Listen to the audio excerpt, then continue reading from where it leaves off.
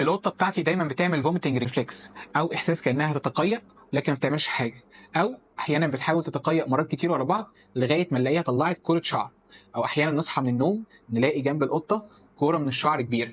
الكوره دي بتكون متكونه جوه جهازها الهضمي وبتخرج. طيب هي اتكونت ازاي جوه جهازها الهضمي وايه اللي دخلها جوه؟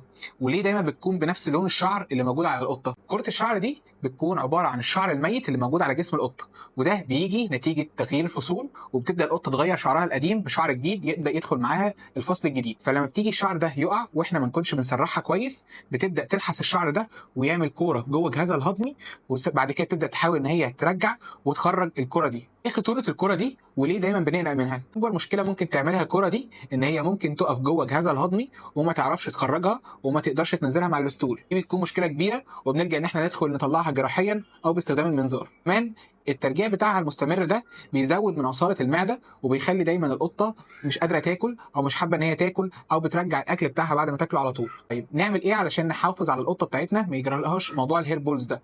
اول حاجه ان احنا نسرحها باستمرار، خصوصا في وقت تغيير الفصول او اللي فيه الشعر بيقع كتير. كمان نديها سبلمنت علشان شعرها ما يقعش ويكون كويس وما يقعش بنسبه كبيره. اخر حاجه ممكن نديها بيست او هير بول بيست يبدا يسيح كرات الشعر دي وينزلها وتكون ماشيه عليه بشكل منتظم، خصوصا في فتره تساقط الشعر. دكتور مينا ودايره بيت وي.